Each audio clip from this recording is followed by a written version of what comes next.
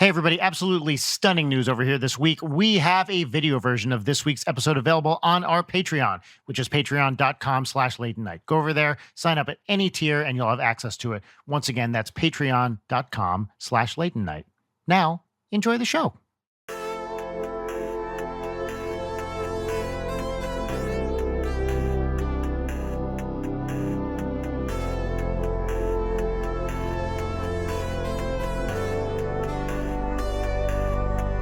Brian, you're like sprightly this morning. Look at you. It's because I'm in a terrible mood. So I'm overcompensating somewhat. We had today, I'm sure you guys noticed, it's raining, right? It's raining in the summer in LA, which is weird. And we took 2 weeks off sending Audrey to camp. And today was going to be her first day back. Last week we didn't send her because they had a COVID case. And I was like, let's just give this some time to breathe and play out. The week before that was a family vacation. And I was like, yes, back at camp today. And then it was raining. And I was like, well, I'm not putting her indoors because that's, she's not vaccinated. And that's our rule is we're not doing indoor stuff with her. So we woke up early, and was like, all right, off to camp, and then saw the weather forecast. And I was like, God fucking damn it. Mainly because she needs to go to camp. Like she's been cooped up with us for a while and hasn't really seen other kids her age for a couple of weeks. And I was very excited for her to get back. And, that was it. So how old is she? She's 7. All right. Yeah. So, I was very excited. I can't remember, Grant, do you have kids? Yeah, son 18 and a daughter 15. Gotcha. Wow. So a little older than Audrey. Yeah, so they spent the entire last year from March to March out of school. That was an entire year off. Like LVUSD just shut down the whole thing. So they went back a little bit, like maybe like January. I kind of feel they went in like every other day or something like that, but only for half a day. Yeah, it was super sparse, and they just sat online for the entire year. Yeah, that's so hard for teenagers too. Oh yeah, I mean, my son's last year at school. His graduation was nothing happened. They did a graduation, but there was no prom. There was nothing fancy like you expect. For us Brits, right? We don't do that whole prom thing, So for my son to experience that, I thought it'd be quite a big deal, But it just unfortunately, it's never happened. He missed out his entire last year at high school, That's such a bummer. Mm. Yeah. So it's interesting because we have a lot of parents on this show. I feel like we've had a lot of people with kids, but I feel like we haven't had anybody who has like teenage children versus Brian's 7-year-old. Right. Talk about this. What did dads talk about? I wrote a whole game about dads talking to each other, and I have no idea what the fuck they talk about. So I don't know. I'm curious. You always think to yourself it's going to get easier the next sort of bracket of age, don't you? But there's just new problems that just pop up that are not there before, right? So you never really get out of it, no matter how old they are. Well, and in fact, I've heard the mantra you hear sometimes, I'm curious if you've ever heard this, is little kids, little problems, big kids, big problems. And it is true because, when they're little, nothing matters. You're just trying to keep them alive. Right. Essentially before they're, 4 or 5 or something. It's just get from one day to the next and make sure this thing stays upright. And then make sure it's laying down and sleeping. But when they're in elementary school, I mean, what's the worst thing that happens? Of course, look, there can be some bad stuff, but generally speaking, their issues are petty squabbles and nothing that serious. But I'm sure, once you move into junior high and high school, it's got there's some serious shit, I would think. Oh, yeah. And I always feel like, when you think to yourself, you can't wait for them to walk, it's like, oh, fantastic. But the minute they walk, they can just grab everything that's at that height, right? So you've got to move everything that was that low down up. Yep. So they can't grab it and swallow it or whatever, Yeah. You're like, it's just, you think, I was so pleased when they walked and you were like, oh my God, I wish they were still crawling because then they can't touch this and break that and do that, So it just, that's the sort of thing, it's one of those things you kind of go, oh God, and why did that happen? And I think the whole, especially having a daughter like you, I feel like my son sort of just kind of went through school, everything was all right. But I think my daughter, the girls, I guess the whole friendship group thing's a big deal with the girls, right? And I think it does tend to be, it can be quite traumatic if that girl falls out with that girl and that girl doesn't like that girl. It's, I feel like my son didn't really go through any of that. My daughter's been through a bit of that with the, the friends group being absolutely the most important thing in her life, As a former teenage girl, I can attest to this. Yeah, I feel like the first half of my teens, I just like didn't have any friends, and then I kind of got into the friend group of it all, having not really had the training wheels of like, oh, this is what a girlfriend group is like in middle school, because I just like hung out with all the other kids who did not belong to another group, which would just be us sitting in a corner like scheming, I guess. That was our bond, scheming. But yeah, and then high school with girlfriend groups, it's always just like, at the time, I mean, I'm very young, so like social media was an element there, but I can't even imagine like now, because when I was in high school, I had an Instagram that I never used. Like, I wasn't on Twitter for a long time. Like, ooh, I cannot imagine how bad it must be at this precise moment in time. I can't even imagine, certainly Grant and I are both old enough that the statement of when I was in high school, I had an Instagram is like, what? That the idea of social media even being a presence in the life of a teenager is obviously, Grant, you've dealt with it. I'm going to have to deal with it. Yeah. I feel like I'm probably doing myself a disservice by saying totally unprepared, but I don't think much of a disservice. I feel very unprepared for what a teenager's life on social media is actually like. I know. I feel like you feel like you get validated from social media in a way, and I feel like that's really wrong. But you give your kids put little posts on whatever it is, Twitter or Instagram, because Twitter's for the oldies, right? Right. And I mean, it just takes one negative comment from somebody, and you think, well, why did they say that? And you want to get involved and you can't. Yeah, there's the invisible passive aggression math that's happening maybe to a greater degree, especially with social media. Is like, hey, are you already passive aggressive? Do you want to just like crank that up and be rewarded for it? Yeah. I mean, for me, like my daughter's like, as I say, I'm a Brit, right? But she moved to America when she was 2. So, but she's doing the cheerleading thing, right? For someone like me who's a Brit, it's a bit like, what is that all about? Like, we really just don't have that really. And that, so she's made tons of friends in the cheer, and it's a great thing, and they all get along great. I guess my kind of experience of cheerleading and stuff is like seeing the girls on Glee. For you, Audrey, when we left London, Audrey was 14 months old. So we had experience with nursery, and that was it in terms of like having a kid there. So in high school, what is high school sport like in the UK? I mean, obviously people playing football and stuff like that. I imagine there's competitions, but I have literally no conception of what thing. There's a whole scene, I would imagine. But but the UK just doesn't take sport very seriously, generally speaking. Like, I think, when we first moved to Baltimore in 2008, and that's our first, living in America properly. And I mean, how serious parents take sport for the kids really young, just absolutely, we couldn't believe it. It was bewildering. Like, they just take it so seriously. And like sports, I mean, I guess that's why America does so well at sport, right? Because they take it really seriously. Like in Britain, no one really takes it that seriously. I guess kids try to play football, but that's probably about it. Yeah. And then the real serious stuff happens with the professional tems, right? And that's where people... Well, I guess, but I mean, it's still not to the level of here. Nowhere near it. Really? Nowhere. You wonder why the UK doesn't do very well, generally speaking. That's because they don't take it very seriously. You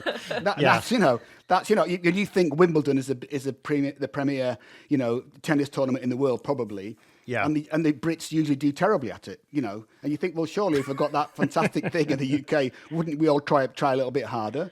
But no one. It's not like that. Like, when I think back to me being in school, like, sport wasn't very serious. Like, we all kind of had to do it because we had to do it, but no one took it very seriously. That's like here, people are already thinking about careers in sport at like 8 years old. Yeah, they're trying to get like, how can I get scouted and recruited? And, that's crazy. That's true. Yeah, I was totally not alienated, just not involved in any kind of sports scene in England. We actually lived, the first year we lived in London, we lived in Islington, just down the road from Arsenal or Emirates Right. Stadium, right? Is that Yeah. what it is? Emirates Stadium? I think And it that is. it was like, okay, don't use that tube stop on match days because you'll never get in. But apart from seeing those crowds, that was literally my entire experience with sports in England. I just had no clue what was going on. Yeah, but that's mostly it, right? The football in the UK is mostly it. Like Yeah. you think of all the other sports that go on, Yeah. all the track and field, all that stuff, just doesn't get taken that seriously. I did have a friend who was like, you have to go to Lord's. Just pick one short match to go to Lord's to see some cricket. And he's like, okay, this is a guy who was a other faculty member at the university, British guy. And he's like, look, it sucks. It's not fun, but you have to have this experience. You can't really say that you lived in England till you went to see one cricket match. We never did it, unfortunately. We had a kid pretty shortly after moving there. Yeah, but I feel like you're lucky not going because it is like the most boring sport in the world. Oh, it's terrible. It's just one guy takes a bowl, you wait another 10 minutes till he takes the next bowl. Like I can remember when I came to get interviewed for the job in Baltimore. I remember they took me for a curry because I thought everyone in the UK eats curry, right? Because we all like curry. So, and I remember we were sat at the thing, it was like 10 of us around the table and all the kind of heads of the departments there to interview me. And I remember they were talking about baseball. And I said, it's funny, like in the UK, baseball is called rounders. It's only played by girls. And I thought it was a funny joke. And it was just completely stony faced, like no one laughed. Like I bet they didn't understand it. Like honestly, yeah. What was the job in Baltimore? That's an interesting introduction to the U.S. So it was. I went to be the audio director at Big Huge Games to do that game, Kingdoms of Amalur Reckoning. So that's when I went there for that reason. Yeah. So I spent 4 years in Baltimore doing that until I went bust, of course. Mm-hmm. So that I went for that. But it was funny how no one smiled. It was like that really thing you think you try to be really friendly in the interview and like crack a really good joke and like no one got it and like went, what's he talking about? And some bloke sort of said like, I'd like to see a girl hit a ball 95 miles an hour or something like that. Whatever. It was that kind of reaction. Yeah. Yeah. And I was like, I'm not getting this job. I feel like that's an insane reaction. Like, who would say that? Yeah, and I was like, oh my God, this is it. I just go home now, right? Just get on the plane and go back. Yeah. It stresses me out so bad when you get the wall. It's like, hi guys, I make jokes when I'm nervous. Give me like a little bit. Give me something. That's true. Yeah. I had one story I tried for years to get a reaction to because I thought it was so funny, and every time I told it, people would give me the wall. So I'll tell you guys, because when I think of the wall, I think of this story. And this is a true story. This happened to me at a party in Boston. And I was talking to this guy, and like somehow it comes up that he makes all of his own furniture. Like this is this dude's deal. He just makes all his own furniture. And I was like, oh wow, man, that's really interesting. What did you start with? Tables, beds? What do you do? And the guy's like, tables? I haven't gotten to tables yet. That's the entire story. Yeah, thank you. Okay, it's weird, right? It's fun. So what do you start with then? What's first? Like just a leg? Just yeah. What's easier than a table? Maybe a bed, but beds are more complicated. Hold on, no, I can't build shit, and I build tables. Like tables are the easiest thing to build. Yes. Also, like the table that you build will be a perfect table, even if it's the worst table you've ever seen, because it's just like, I don't know, I made it, so automatically anything that goes on it is better, including my feet. The criteria for table are pretty much surface slightly raised. That's it. Like, yeah. Thing is, I've got to say that I really am the worst DIY man in the world. And I think my wife's constant disdain that I just, even getting IKEA stuff. The way we build stuff is the way that she has the instructions. It goes, put that in there, and I just do the manual part. I don't do the thinking part. She does the thinking part, and because I can do one thing. I can write music, and that is it. I'm hopeless at everything else.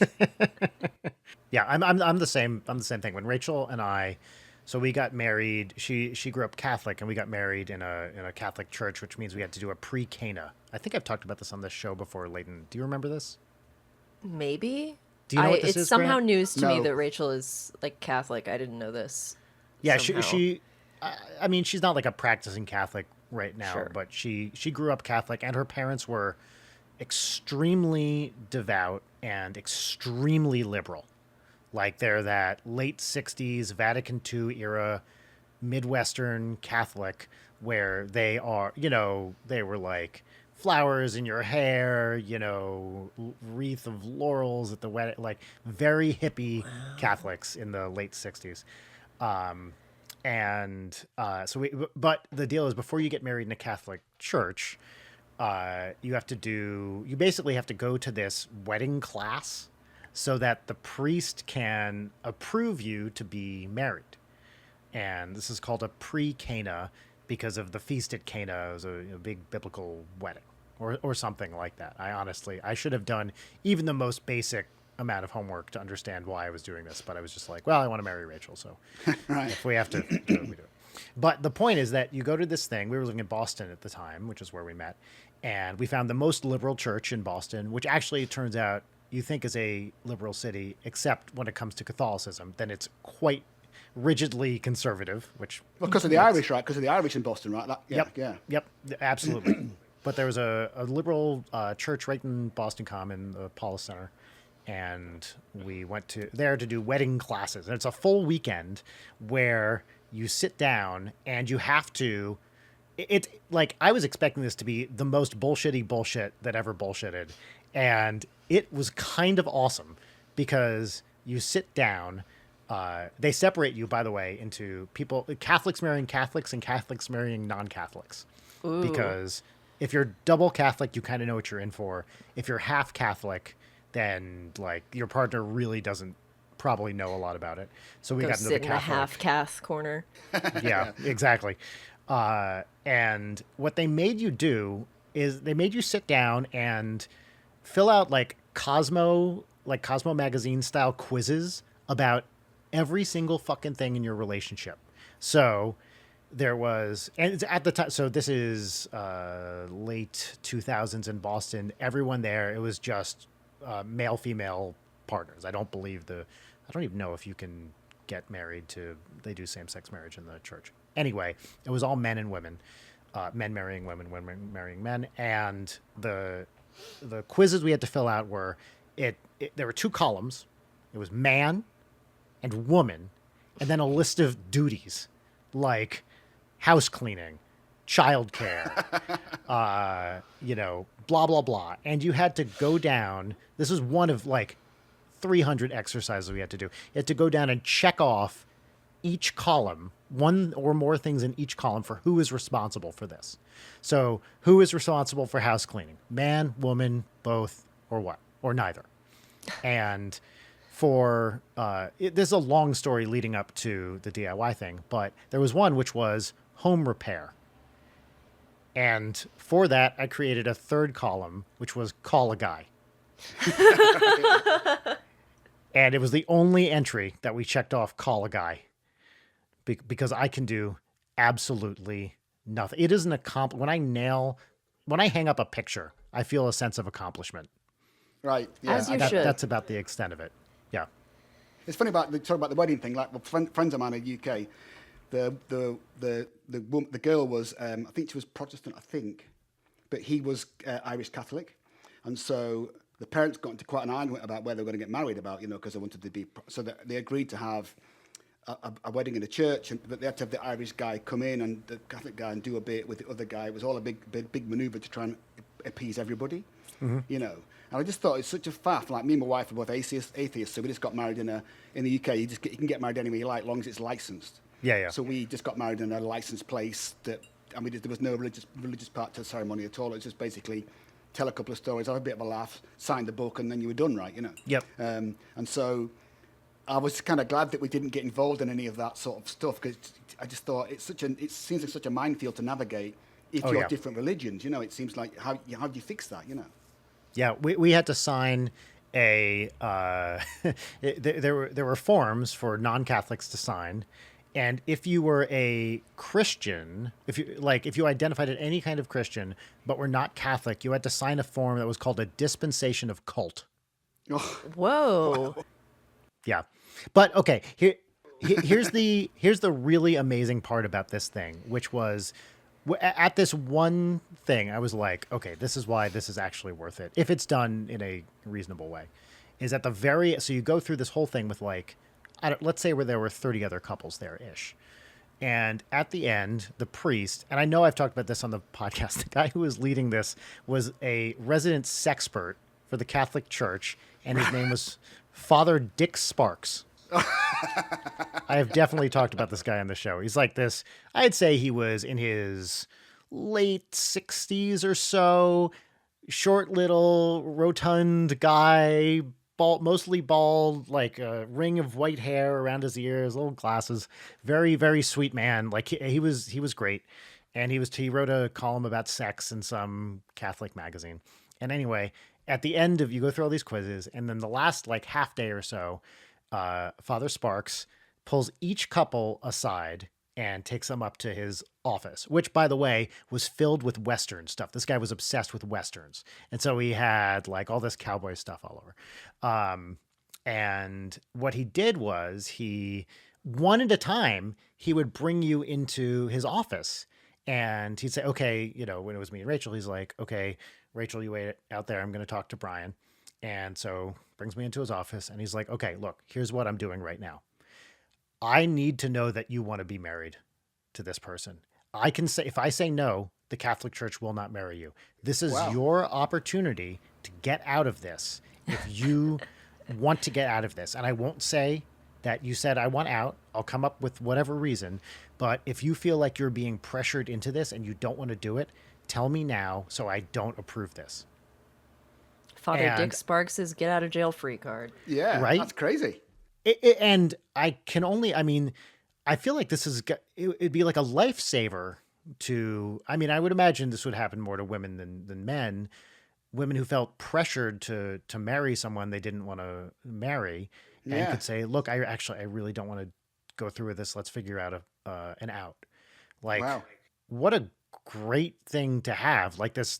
It's a wonderful bro move, Yeah, and this guy clearly his heart was in the right place. Like he wasn't going to turn around and pull any bullshit. He was really, really great.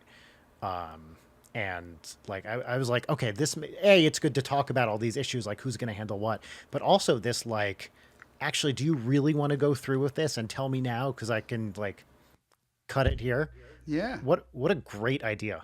That almost sounds like the when you get somebody out of the US marrying somebody in the US and then trying to be a citizen. You have to get to that interview and you get questions like, do you know what his favorite color is or what the birth to make sure that you're not just doing it to get into the country? It's almost like that, right?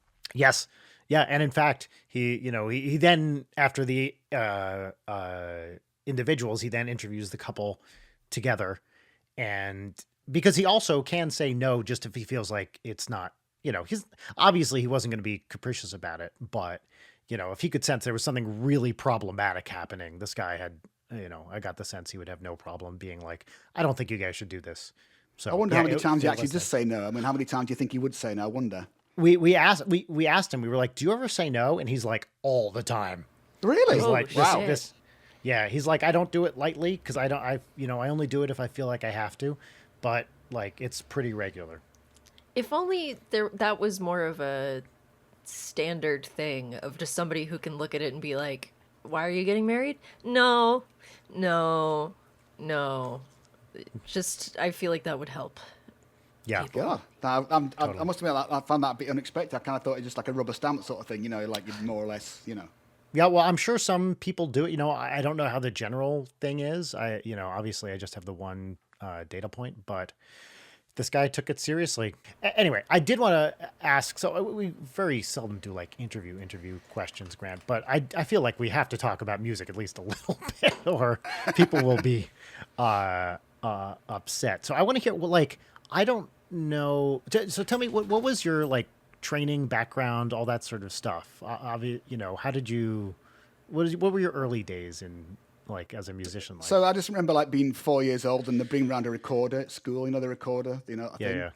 And I put my hand up for it. I didn't really know what it was and just chose to play. It was 15 shillings. It was in those days, in the good old days. And then I was about 6 or 7, and they brought around a cornet in like a shopping bag and said, "Who wants to play this?" I got my hand up first and played that. Yeah. So I did proper classical trumpet, training through school, and I started playing guitar, like self-taught kind of guitar, about 11 or 12. Mm-hmm. So I was kind of metal guitar player. That's what I wanted to do, and trumpet just because I was good at it, really. I went all the way through school, played in metal bands, and played in the local orchestras and all that kind of stuff. And were you writing at this time too? No, not at all. Just playing. Yeah. So, and I chose to go to the Royal Northern College of Music in Manchester. There's like 5 conservatoires in the UK. That's one of them. Yeah. To do proper trumpet, 4-year degree thing. Oh, you had a degree in trumpet. You went for a degree in trumpet. Yeah. So you do like academic stuff too, but you're there to play the instrument, right? Yeah. So, but I just wanted to be in Judas Priest or Iron Maiden or something. That's all I wanted. I had long hair, and I didn't really. I went to university because it was 4 years without getting a job, right? Just extra 4 years to mess around, really. So, and then I would imagine it was totally free in the UK, right? You didn't have to really pay for it. Yeah, my day you got a full grant. Yeah, that's right. A grant, ironically. So you did that. Yeah. So and then I finished that, and then sort of signed on to unemployment. They call it the dole in the UK, Yeah.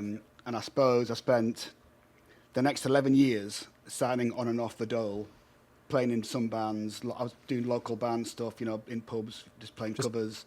Gigging where you could. Yeah, and I played in a band called Zoot and the Roots, which is quite a big band in the UK. They were kind of big uni band, did some TV stuff, like a soul funk band. I was playing trumpet for them. And I played in metal bands all the time. Then I joined a band called Little Angels, who were quite a big UK rock band, did a number 1 album in the UK. We did like proper tours. We supported Van Halen and Bon Jovi. Oh, wow. We did like 6-week tours of like Europe with Bon Jovi, like playing these gigantic stadiums to 90,000 people. It was amazing. That's incredible. Yeah, and did Van Halen gigs. Eddie Van Halen gave me a guitar because he was a complete hero of mine. I mean, as a guitar player, to meet Eddie Van Halen, and we spent 6 weeks on tour with them. And he was the nicest man in the world. I don't exaggerate. He was super, super nice. Yeah. He gave me a guitar, all that stuff, unbelievable. I was in tears, etc.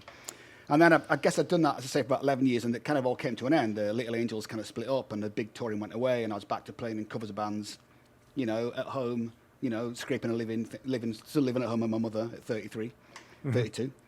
So, and then my mate called Robin Beanland, who was a keyboard player in one of the local bands that I worked for, announced he'd got a job. And I was like, knowing that I knew got a job, we all spent time on unemployment, playing in bands or whatever. And he said, I'm going to go and work at Rare, writing music for video games. I was like, oh, that's amazing. And I played a lot of games at the time, but I never really thought about it. And also, I was terrible at. I failed the harmony exam at college 3 years out of 4. I was so bad at harmony. I was terrible at harmony. I only scraped by the last year by the skin of my teeth. So he'd been at Rare about a year and a half. And Robin said to me, so did you have to, with the harmony, you had to do all that like bullshit counterpoint stuff? Yeah, totally. Like you have to learn Bach style, Bach chorales, yeah, totally. Wait, explain this. I know nothing about this. Can you give me you have TLDR? There's a thing called Bach chorales, and Bach's kind of heralded as the best 4-part harmony writer forever, right? So soprano, alto, tenor, bass, like 4 parts. So you had to learn to write in the style of Bach, really. He was kind of always held up as a standard, and I found that so hard, and all the cadences and the chords. Because there are also rules. This is the thing that I think a lot of people, if you haven't trained this specific thing. So I had to do this for some, like theory classes as well. Once they give you the starting notes and then a little map of where to go, there's like a right answer, pretty much. Right. Yeah. And it's not like there's a little bit of judgment call you can do here and there, but with enough information, it's clearly like they just want you to kind of obey the rules and write the thing down. And none of these, you can sort of see why the rules make sense, but they don't really, and nobody cares. And if you didn't follow them, it's totally irrelevant. Yeah, like that whole thing about consecutive fifths, right? You can't have consecutive fifths. And it's a bit like, no one in the audience hears, if they're in a concert, hears consecutive fifths. Like, no one gives a shit. And as a metal person, you're just fucking playing power chords half the time, too. I know, right, yeah. Which are just playing fifths all the time. Yeah. It's just fifths, Yeah. So it's I ridiculous, totally found that, and I mean, I'd like to do figured bass, and I kind of thought that just sort of shows you what to write. So what's the point of that? So anyway, I was just bad at it. I just really didn't get it. And I had a It's really not fun. kind of whiz kid teacher who was brilliant, but I couldn't understand him at all. So I just scraped by and the kid in my teeth in the last year to pass the exam. And so, as I say, my mate Robin said to me, "You've been on the dole 11 years. Don't you think it's time you got a job?" And I was like, "Well, what can I do? I can't do anything apart from play guitar, really, on trumpet." So he said, "Well, why don't you try writing, music for video games?" I said, "Well, I could have a go, but I played a lot of games at the time, but I never thought I could be a composer ever because I was crap at it." So he said, well, he recommended some gear, but a copy of Cubase, a synth module, bits and pieces, Atari ST with a Mega RAM, because it was Mega RAM then, Yeah. And then I set about writing music that I thought was appropriate for video games. Must have been 1994. And I sent Rare 5 cassette tapes over the course of that year. Never got a reply. And that Just like cold calling, essentially. Yeah, just because he was there. I thought, well, he's at Rare. I'm going to be at Rare. I had no idea how hard it would be. Yeah. And just sent him 5 cassette tapes off, and they eventually replied and said, "Come for an interview." And Dave Wise interviewed me, and I got the job. Couldn't believe it. So my first job at 33, left my mother behind, moved down to where Rare was in the Midlands in the UK. It's near Birmingham. Well, it's near Leicestershire. And so that was it. Started there. No idea really how hard it would be or anything like that. And an absolute fluke. So if Robin had never done it and suggested it, I would never have done it. It was like I never ever once thought about writing music ever. I'm still amazed, honestly, that I can do it really, because I was so bad at it. I can't believe it. Yeah, I kind of feel the same way. Like every time, I don't know how you. Okay, every time I write a piece of music that I like, I listen to it and I'm like, how the fuck did I do that? And also, I'm never going to be able to do that again. Like, it's like, that was cool, but I feel like it was, I know theory and stuff. Like my original training is classical and jazz, so I can like hack the theory stuff, but I'm just like, I don't know what I'm doing. Okay, blah blah blah. Sure, okay, that sounded cool. All right, I guess I can justify this to some extent, but everything I write feels like, whoa, how did that work? I know. I mean, do you know any musicians who are like, I completely know what I'm doing? I feel like every artist and musician I know is just like, I don't know how this happened. Yeah, I just tripped and then here's the thing. Yeah. I feel like all the best ones. Yeah. But I mean, I kind of feel like, starting a new project, I always think, I can never do it. I always think I'm never going to do it. You look at at the page of Pro Tools and go, what am I going to do? I haven't got a clue. Like when I got the Mario Rabbids gig, a few years ago, and I got it again, just a few months ago. I always think to myself, like getting a gig like that, how on earth am I going to write music for Mario? Because Koji Kondo's amazing and I'm not. Yeah. How on earth am I going to do it? And you can't believe you're ever going to do it. And I keep, I do interviews all the time where people say, well, how do you do it? And I always say, well, you just take one step at a time and, don't look at the mountain, look at the next step and all that, which, is true. Yes. But I don't know if I do that. I just kind of panic and go, it's just too hard. I guess just the same as you load up a sample on the keyboard or whatever it is and start messing around with a French horn or a clarinet or whatever it is, and you just get a tune or a set of chords that you like. I always feel like I'm not really a very intellectual composer. I'm not I'm not a pontificator. I'm just I'm just workmanlike. I feel like being at Rare for 12 years as a staff composer, you got used to sort of turn up in the morning. It's a 9 till 5 job, right? So you start writing music at 9, finish at 5, go home, have dinner, and come back and do it the next day. So I think it's a great regime to get into. I'm not a kind of a sit in the darkened room and wait for the hand of the Lord to hand me a song. It's not like that. That's a great way to get. Yeah, I'm just completely workmanlike. I just sit at it until I get something. Yeah, I always think of John Cheever, the author, who the guy had some personal problems, but he was one of those old school writers who would, put on the bow tie, put on the jacket, sit down at 8 a.m. and write for 8 hours a day, and then get up and be like, all right, time to get drunk. And then, there's this school of thought, which I think is very effective, which is just like, all right, it's a 9 to 5 and I'm treating it like that. I am not like that. I wish I was more like that. But I love it. It is a way to get a lot of great stuff done. Treat it like a job. I just feel like I know that I work best like at 8:45 till like 1 or 2 in the afternoon, and then I'm a bit cramped and tired and sleepy, and I can do a bit more at night if I'm really busy. But I just think you get, when you write best, right? And I think and John Williams is my massive hero. Always says write something every day, good or bad. If it's crap, it's crap. but at least get in the habit of just producing something when you have to, especially by the job that I do as a media composer. You have to be prepared to do it quickly and get on with it. People haven't got time for you to mess around. I think if you write your own symphony or whatever, you can take years over it. Great, it's up to you.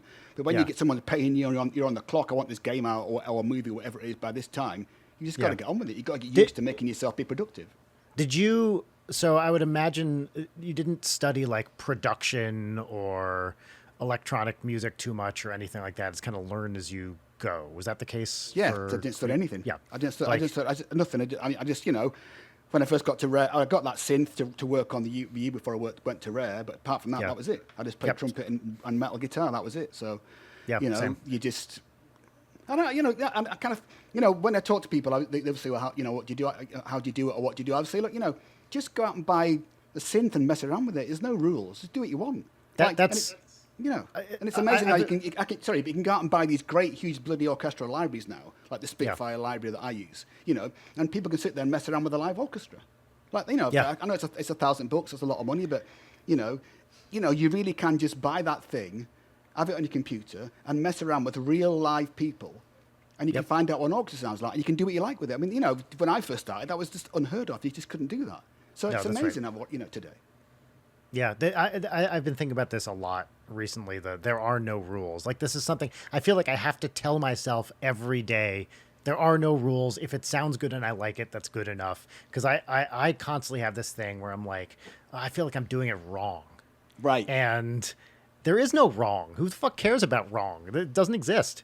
There might be people who don't like the way you do it. In fact, there will be people who don't like what you do. But that's not because you're doing something objectively wrong.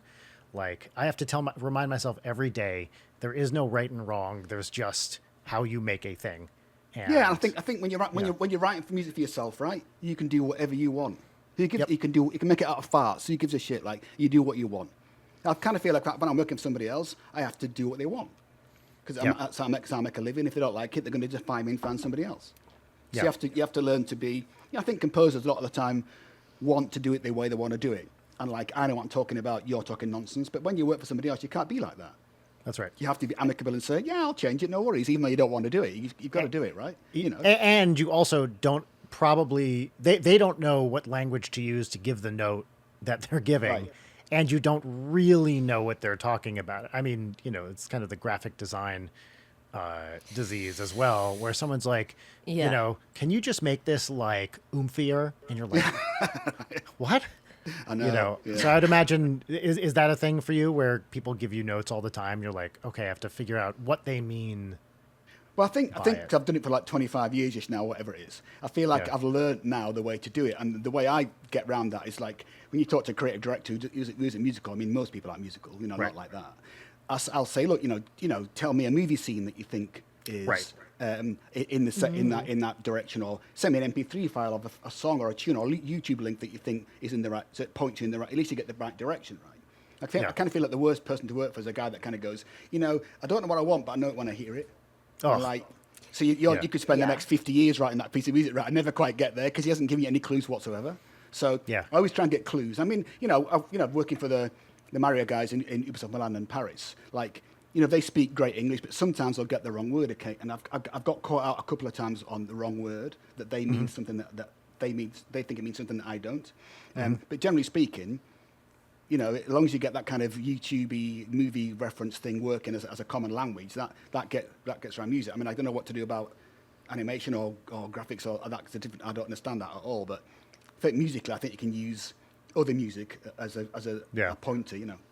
Do you find that people ever get too obsessed with the style comps, where they're like, oh, this is really what we want is this thing, and then you give them something that's like in that direction? I know this happens in film a lot, where they'll have some temp thing in there. And it's called temp love. So they put in a temp soundtrack in the movie to like a Hans Zimmer track or whatever it is as they're making it, and then they just fall in love with that soundtrack.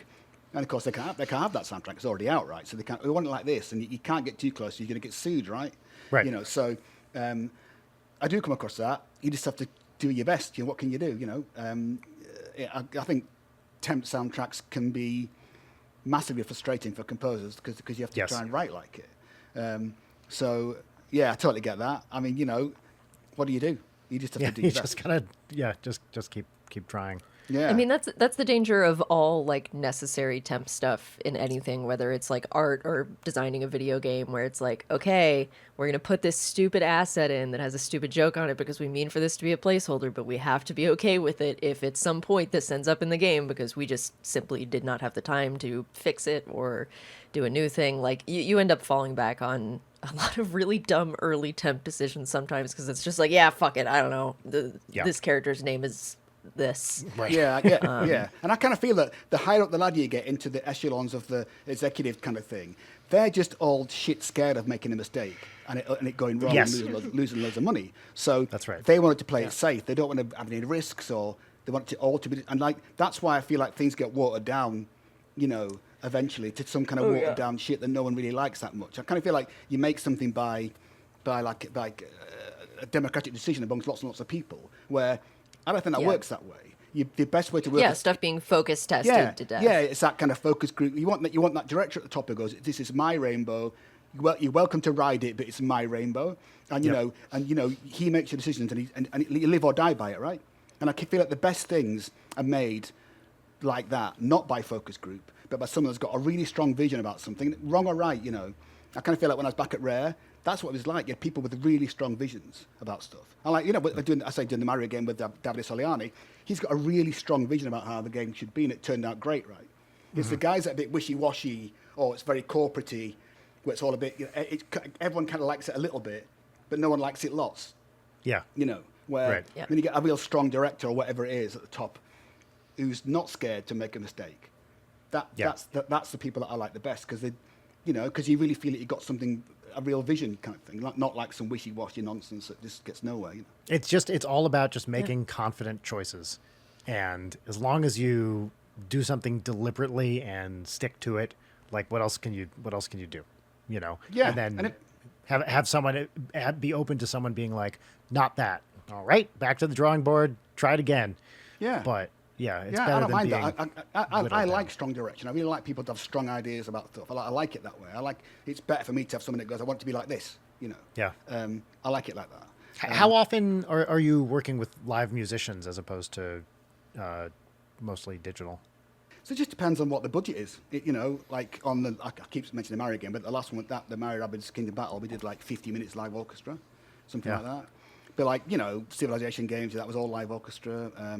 Kingdoms Amalur was all live orchestra. Banjo-Kazooie Nuts and Bolts was all live orchestra. Viva Pinata was all live orchestra. So, and are you arranging it yourself? Are you preparing the scores and stuff, or do you? I guess because I am classically trained, I do my kind of Pro Tool sessions are laid out in score order, like piccolo, flute, clarinet, oboe, like in the right thing. But I use an orchestrator to turn it into actual music. Yeah. I could do it, but it's laborious, and I haven't got the time. When you're getting through stuff, so you go to you give the orchestrator a MIDI file that's got all the information and an MP3 so you can hear what it sounds like, and they'll turn it into proper parts for the orchestra. And the orchestrator will also add arrangement to it as necessary, or you want them to be pretty. Close to your I guess original. the orchestrator could take a piano piece and turn it into an orchestra if you wanted to. Like I'm pretty. I guess hopefully I know what I'm doing. So usually the orchestrator just does what I do. They don't add anything really. Because they might say occasionally we think the bassoon chord is a bit too close together. Maybe you could, I guess things like that. But generally speaking, if you heard my MIDI files, if you heard my MIDI arrangements are exactly like the orchestral version. Oh, that's great. Yeah. And I think that's different people just work differently, right? You know, some composers will just kind of have a few little parts here and then turn it over to someone and be like, okay, you take this and do your thing with it. Yeah, and other people I guess because I spent so many years, those 4 years at college, listening to the college orchestra. Like, I wasn't really that keen to be at music college. It was all right. I wanted to be in a metal band, really. Yeah. But like, my biggest takeaway from that is like listening to the college orchestra rehearse every Tuesday and Thursday morning between 10 and 1 or 9 and 1, whatever it was. And I just listened to. I didn't miss it any day in 4 years. I was there every Tuesday and Thursday. Yeah. Listening to the rehearsed stuff, playing some great stuff that I really liked. And so I feel like that's what I got from music college was that thing. Yeah. So and also as a kid sitting in orchestras, playing in orchestras, you know what they sound like, right? So when I made the jump from being, to my first like orchestral game kind of thing, it wasn't that big a deal for me. I kind of felt like I knew what it's supposed to sound like, Yeah. One of the most useful things I ever did in college was for my last 2 years, junior and senior year, there was a professional orchestra, which occasionally I would play saxophone in when they needed a sax player. And then there was an all student orchestra, and I was the sole conductor for that for 2 years. Awesome. And so that was picking the pieces, rehearsing it, like really going into it. And I tried to do, repertory stuff and then some more modern stuff. And we had a few student composers, and it was just so great to just sit down with the score and really, to prepare a score for rehearsal is especially when something you didn't write. And so you have to figure what the fuck is going on. It was so useful. And I mean, it's not the same as, really studying orchestration, but it's pretty close to it. That sounds like it has to be immensely satisfying to take from, paper to oh wow, real life people playing this. Oh, it's amazing. I always think the first game I did orchestra was Viva Pinata. And, you spend most of the time in tears, really, because you can't believe people are actually playing your music, and also, when human beings play the thing you've written, they do stuff that just human beings do things naturally that it fades up and a bit louder and a bit quieter as they play. Things that human beings just naturally feel. You have to try and get that to the MIDI parts and, join in velocity. It's such a pain in the ass. Yeah. And but a human being just does it without in the sleep, So that's the special part about having players. They just naturally phrase things like human beings do. It seems built in almost.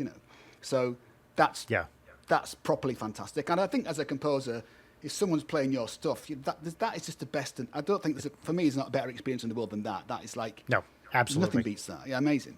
To see, and then to see the final product just put down. You're real human beings played this and it got recorded and it's actually a product and, it's in this game or it's on this album or whatever.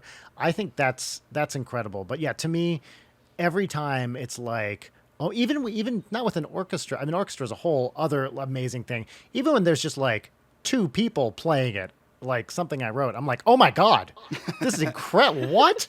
They're doing it? And they're doing, and these guys are crushing it. How is that possible? It never, ever gets old to me. No, never. No, and I would sort of say, for any artist of any persuasion, a writer, photographer, musician, whatever it is, for someone else to something that come out of your head, if it's one person in the world, that's spectacular. Just in its own right. Just that thing you thought of and wrote down or drew or composed, whatever it is, and someone else likes it and really gets off on it. What's one person?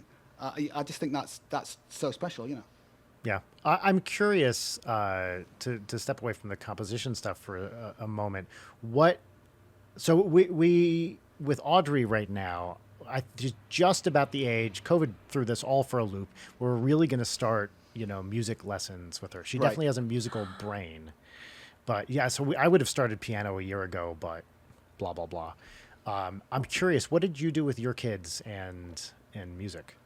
So I didn't get involved in that at all. I kind of felt like they need to find their own path. Uh-huh. So they both, ironically, chose to play trumpet in the school band. Right? My really? Max and Holly, my daughter, chose to play trumpet. That's so cute. Which is bizarre. I had no input in it whatsoever. And this is at 10-ish, they're picking up an instrument, or earlier? I feel later than that. I feel like later. No, maybe, I guess around there somewhere. Yeah, I guess. I think 4th grade was what it was for me. It was recorder in 3rd grade, and then real instrument. Sorry, recorder people. It's a real instrument, but you know what I mean. The recorder community is going to come first on that one. The recorder guys Believe me, there is one. We pissed off recorder Twitter. Yeah. What are you going to do? Toot at us? Yeah. Hot cross buns us to get to death? Well, that tremendously unfair, Layden. Anyway. Yes, absolutely. Yeah, so sorry. Yeah, I chided you for it and then went way harder on it, so forgive me. No, so they both tried trumpet, but they both gave up after about a couple of years. And, I've got to say, I was secretly pleased that neither of them are particularly musical. Just because I know how hard it is to make a living. I guess you too, how to make a living out of music is very hard. And I've been very lucky. And I feel like all my friends that I knew from my band days are still playing in covers bands back in the town in the UK, still doing the same thing, old shit that I used to be doing in the 50s. And I kind of feel like I was just destined to be that homeless guy at some point, I kind of felt like. And I just fell into composing by accident. So I was kind of secretly pleased I didn't want to do it. And I kind of feel like, I thought if my son wants to play in a band, all right, but I kind of thought if my daughter does, like, usually, people go into bands and run away and leave home and go and do band things. And I didn't want my daughter to do that. So I kind of secretly pleased that neither of them got involved in it at all. Yeah. And so, yes, but I guess, but I've got other friends who are musical who are really pleased that the kids are musical. So it's something to say it skips a generation. So maybe my kids will be musical. It sometimes skips, doesn't it? I feel like with Audrey, I definitely want her to take lessons. Because she clearly wants to. I mean, that's the biggest thing. That's the number one thing. Yeah. But I'm also very, I don't want to say keen on, but I would absolutely discourage her from doing music or art as a career unless she feels like she has to do it. And then that's a different story. If she's like, this is my everything, I have to do it, great. But the thing I want to discourage is like, I guess I kind of like music. I guess I'll be a musician. That is just a sentence, like that's a recipe for disaster. And I feel like a kind of difficult life. So I really sympathize a lot with that. And also I kind of feel like it's hard to talk them out of it, right? Because if you try and talk them out of it, they're going to hate you for it and going to do it even more. So that's why I kind of thought I need to be completely I used to help her with my daughter playing trumpet with the pieces, and I'd sort of rehearse her a little bit, but I didn't want to get involved in any that kind of what you want to choose to do later. That's got to be up to you. I don't want to get involved in that. Yes. Because I just thought it was a recipe for disaster. That's what I felt like. And so, I think my son's, because he's a massive, I mean, both my kids play video games a lot, actually, even my daughter, which I guess it's rarer.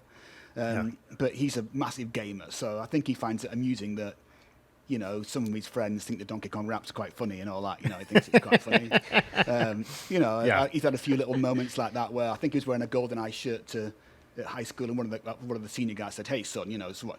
Do you know what that shirt is? You don't even know what you're wearing." And Max said, "Well, yeah, my dad wrote the music for it." And he was like, "Oh my God!" It was like, So he's had a couple of moments. That's the ultimate flex. Yeah, it's kind of it's come a moments that have been worth it for that kind of for the thing. But I mean, I think he thinks it's quite cool that I do that. But he's not he's not a musical guy, and now there's my daughter, so I'm sort of secretly pleased. Yeah, Leighton, what do you think about like if a kid wanted to get into, let's say you have a kid who wants to be a game dev? Is that? Yeah, right. I don't know. That's my. I can't. That's great, kid. Follow your heart, I guess. Yeah, I mean, I don't know. I don't have a positive answer on No, but I think that's right. Also, any of these creative fields, like you kind of have to be like follow your heart, but if it's my kid and that's what they gravitate towards, despite being raised in a household where I will constantly say that I hate video games despite being a game developer, then I guess that's kind of because I grew up like out of like a film industry family, and for my entire childhood they were all like, do not, for the love of God, go into the film industry. And now I'm like, I'm working on my screenplay. This is a great idea. But I don't know, if it was like an art thing, like I've thought about that before too, of just like visual art. I drawing with kids is super fun, but it's not something that I would like force, If a kid likes drawing, that's great. I didn't figure out that I liked it so much until I was in like middle school. I'd like always been kind of good at it or better at it. And then I was like, oh, this is a thing that you can do. But I don't know. Kids are going to find their interests wherever they are. And I feel like it's never a great match when a parent's like, you're into this now. Yeah. And I always think to myself, like, as a parent, you can think, how am I going to make money in the future? That's the big thing. Yep. You've got to survive, right? And like doing, a writer or a graphic art, a fine artist or whatever, that kind of thing. You might not make any money doing that, or it might be hard to make money. And so you kind of, and I keep saying to my son, my son's like, he's trying to choose what he wants to do next for college, right? And he's quite keen on law, maybe, but he wouldn't mind being a game designer. And, I feel like game designers are a good commodity, like a good game designers, like gold dust, right? They're hard to come by, and I kind of feel like that's a possibility. For me, it's like, just go and work in HR. HR rules the word, right? If you work in HR, you're just going to have a job for the rest of your life whenever you want it. And I know it's like not that great, not interesting job, but I know so many people, do do HR, do a little bit, end up at Amazon, do HR, do a little bit, end up at Google, do HR, and they just end up with these massive companies on Microsoft, and they're in a massive empire, having, just money forever, and I know it's not that exciting job, but I tried not to say that, obviously, but when you go to the creative arts, you just never know what's going to happen, right? You just never know. And I do feel like my wife's a science teacher, kind of thing, and we keep talking about everybody wants the creative thing because that's the next thing, because in the past where you learn a lot of facts, you regurgitate it in an exam, you forget it. You learn the next lot of facts. You regurgitate. That's almost like irrelevant now because there's the internet, right? You can find out anything you want to find out from the internet. Anybody can do that. It's the people that can think creatively that are going to be the commodity that for the future that's going to be valuable, right? Whatever that happens to be. But you can problem solve. I feel like that's the most valuable thing, not just regurgitating facts. Yeah. I feel like that, and if I had to, honestly, I feel like if Audrey was like, "What career should I get into, Dad?" I'd be like, "HVAC. Things are getting hotter. Learn to build air conditioners." That's the industry of the future, right? Yeah, I'll be a plumber or electrician or a welder. These jobs pay lots of money because no one does them. When you try to get a plumber now, it takes you like 4 weeks, right, to get a guy in to fix, or an HVAC guy, whatever it is. You just can't get hold of these guys. Do that job. And when you find a really good one, you're like, oh my God, yes. There it is. Yes, now I will call you for everything. Yeah. Like we went through a few HVAC people and then found a local one, and I was like, okay, now I love you. This is my thing. It's repeat customer. Yeah. But I feel like when I was in high school, because I went to like a magnet high school where I did finish the 4 years in 2, and then they paid for like college classes for the second half. But they were so militant about very, very judgmental if you chose to go to a trade school or a community college or any of that other stuff. They were like, get into a big name school. You're going to do this. Don't take off a year. And that mentality is so frustrating of you can only be successful if you get into a big name school. And it's like, you're going to be in debt. Think about that one for a little bit. If you need to take a year off and work and have money before you do things and figure shit out before you start dumping money down the university toilet for a thing that you're maybe not interested in, make money, especially when I was applying to art school, which thankfully I got good scholarships and then ended up dropping out. But I wish that they would be realistic of okay, so you're going to be 23 when you graduate, probably. This is the bill you're going to be stuck with, and here's how much you're going to make. I think it's important that we encourage people, if you want to be creative, do it, but also you need to pay rent, and it's not mutually exclusive of pay rent and do creative stuff. That's right. You just have to have the energy and the focus and the drive to do that alongside it. Obviously, capitalism makes this difficult because it's you want to work 2 quote unquote normal jobs and then have extra time to do creative stuff, but that creative part of you never goes away. It's still going to be there. You just have to nurture it and make the time for it. Yeah. And I must admit, that whole kind of, coming from the UK to here, that whole American college thing just frightens us to death because it's such a lot of money. And also, we don't understand how. When you're 18 in the UK, you choose your subject at 18 that you're going to go and study for 4 years or 3 years, right? That's up to you. Right. And you choose it at 18, and that's it. You don't do anything else. When in America, you've got those first 2 years still doing general stuff, which we kind of find that you paid money still to do math and language arts. It just seems to be crazy daft to me. Why would you waste money on the first? Surely, so my as being a tight Scotsman is do community college for 2 years, which is free here.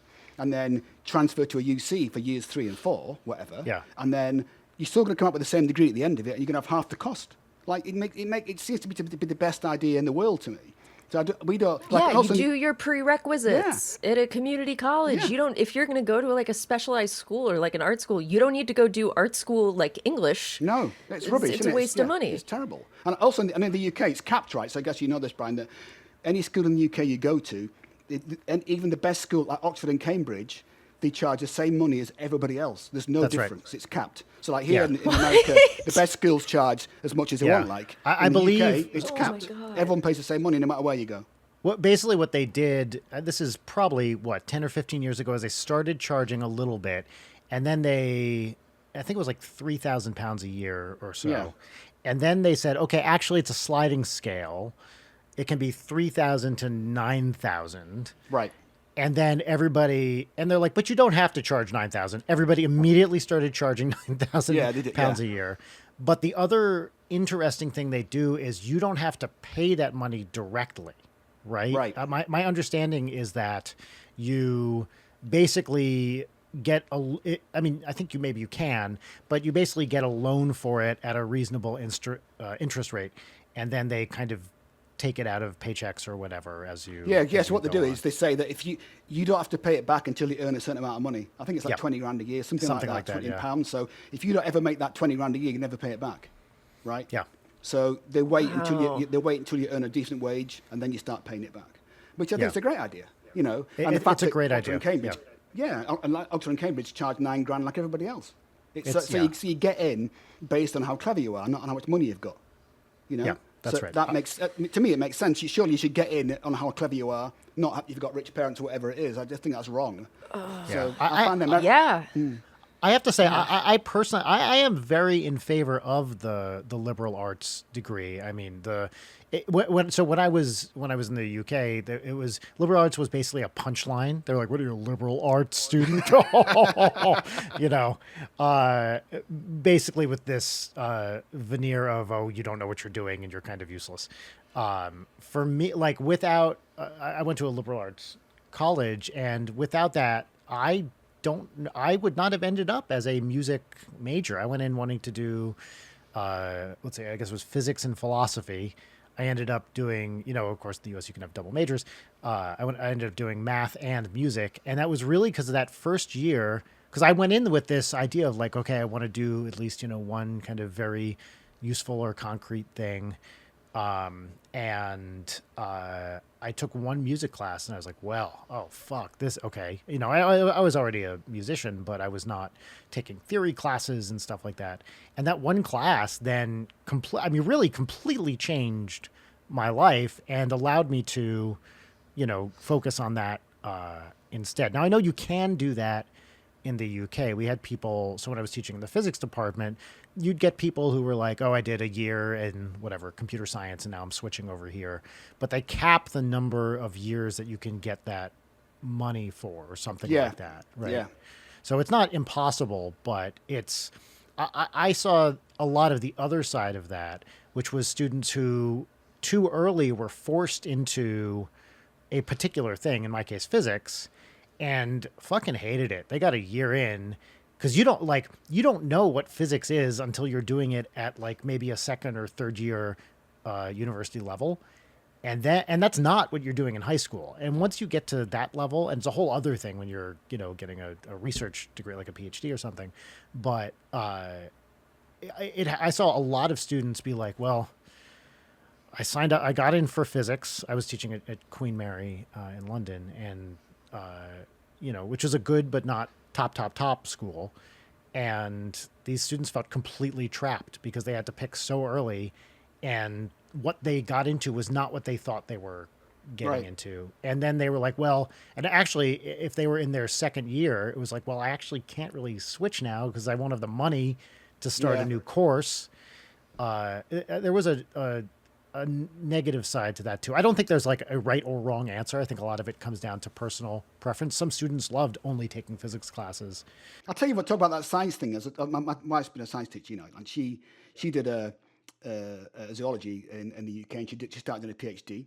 But teaching in high school here, the science classes, they do like chemistry one year, biology the next, and then they do it in separate years. And she said, such a crazy idea, because kids are 15, whatever, when they go to high school, whatever, 14, right? And they start doing biology.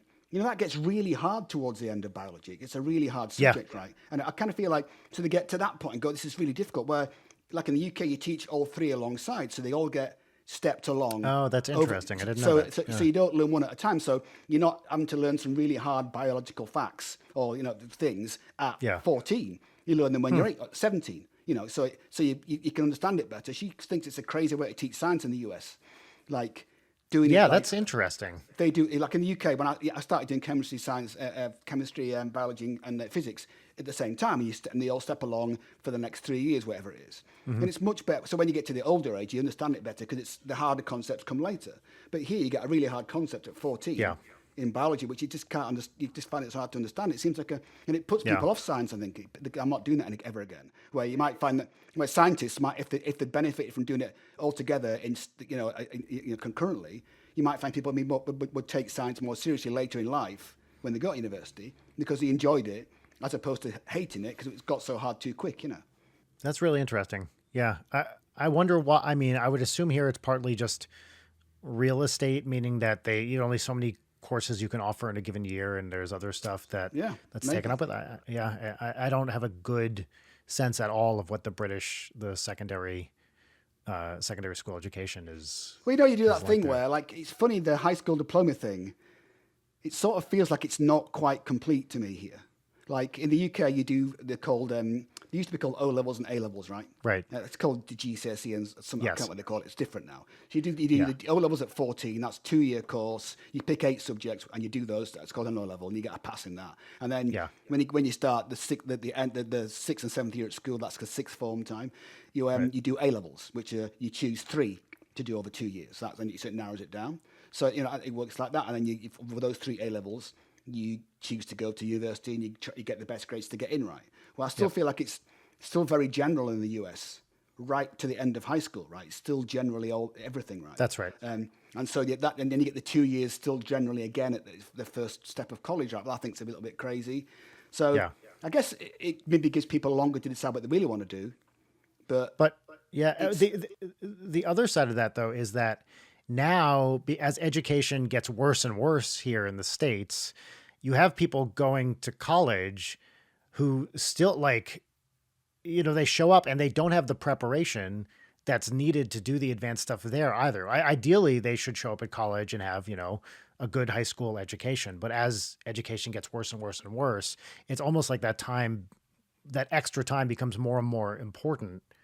Because you're not getting it, just it's this collapsing pyramid of you're not getting it in elementary, and then you have to make up for that in middle school, and then make up for that in high school. It's a real bummer that it feels like this system is being like the so-called extra time.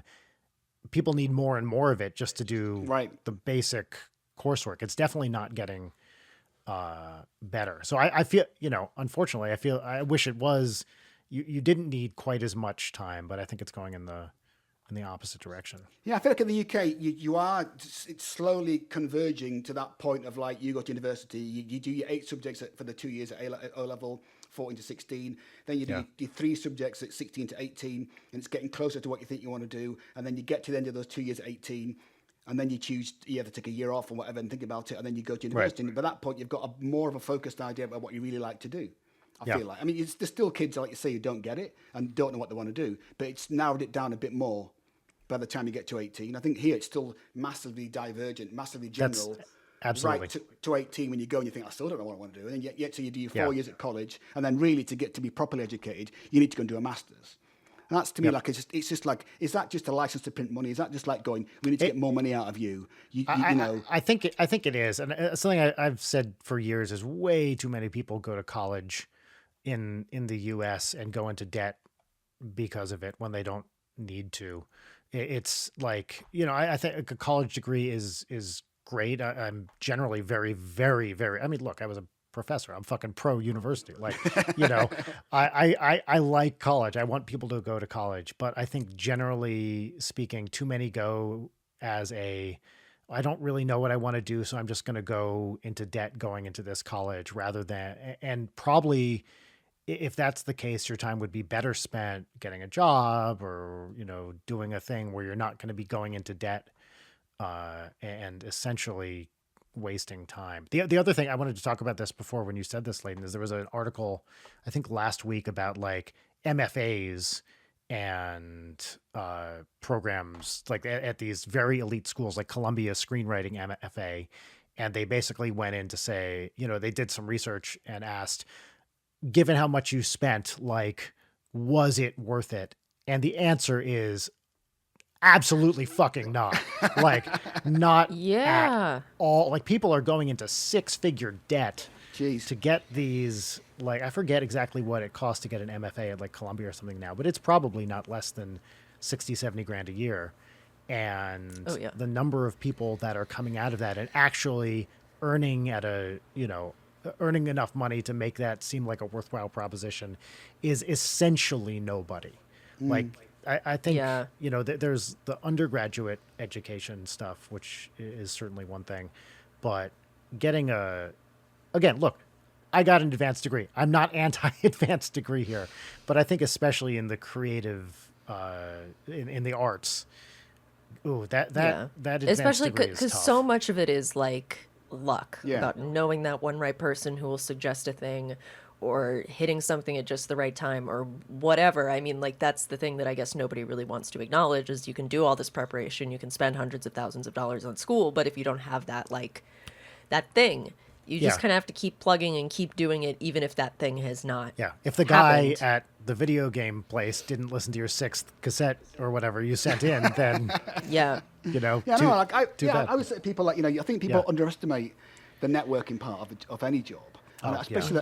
I mean, I can speak about composing, so that's what I do. But I mean, I feel like being a talented composer is only 50% of the battle. It's only half the battle, really. Like, you can put your music on a website somewhere, you can stick it on, but or your own website or on YouTube, but probably no one's going to hear it. You could be the best composer in the world, and because everyone's doing it, you just get lost in the noise, right? You have to meet people that are doing the thing that you want to do at conventions or Ninja Sex Party gigs or whatever it is, where people are like-minded doing the thing that you want to do, and you get to know them, they like you. Because half the time, if they just like you, they're probably going to give you the gig. If they think, just don't be an asshole. Yeah, I know. That's like a huge one. College isn't going to teach you to not be an asshole. I know. I think that's so true. I always say to people, just be amicable. Be nice. Like when the communicate clearly. Yeah, but it's true. Like when the director says to you, "I don't like it," don't say, "Look, I'm the composer. You don't know what the fuck you're talking about. I know music," and he's going to go, "Really? You're fired." They don't want that. Just be, understand that you're a commodity. You're selling yourself, and you need to do what they want to do. They're going to, because there's 8 million people stood behind you who'll do your job right now, and be grateful for it. And I feel like, especially in the composer world, everyone thinks, "All right, music. I know what I'm talking about." It's like, who cares? If they don't like it, you can say, "But listen to the chorus, listen to the melody." They're going to go, "I don't give a shit. I don't like it. That's it. Do it again." Or fuck off. Well, and so I could not agree more. The networking and just being a kind, reasonable, good communicator is the most important. Being those things as a person is more important than being talented. Talent, like whatever. Yes. But there's. Oh, sorry, Brian. You're about to go on a thing, right? I was just going to say that, like, it's hard to let go of the idea of like deservability of like, I worked hard for this, thus I deserve that. Nobody deserves anything. No. Deserving something is like a fake word. Like you can, as you said, you can be the absolute best and people may not even see you, or, there's that like growing feeling of entitlement that I see a lot of creatives get, where they're like, well, I'm posting stuff all the time, so I don't understand why this isn't blowing up. And then it turns into like resentment for people who are successful, which breeds like a bad attitude in you. Like it's such a, like, you got to maintain that balance of being cool, doing stuff on time. And I think it comes back to that like workman attitude too, of like, this is a job. It doesn't matter if I don't feel the muse today or whatever. It's like, you just have to clock in and do it. Anybody can have an idea, but how many people can execute that idea and get it done, and then find the right people for it and be cool and just keep making it happen. Like, everybody has the comic that they want to write or the story they've been working on forever but haven't put down a single word, and that's fine, but you have to, like, that's the thing. Everybody wants to have written, nobody wants to write. Yeah. Like, I love that American saying, like, don't drink your own Kool-Aid. I think it's a great saying that. I think you do something good, like, and you, I'm great now, and like, that's just irrelevant. Like, the next thing's the most important thing that you do, not the last thing. Because that's gone now. It's in the past, right? Like, it doesn't matter how many pieces of music I've written. It's irrelevant. Like, what am I going to do now when I get hired tomorrow for the next person? and it's important. It's all aggregate too. It is essentially, I mean, this does happen, but it's almost never, I did one thing and that blew up and now I'm a superstar, right? It's like, yeah, of course that happens. But the majority of people who have successful careers in the arts, you just keep plugging away.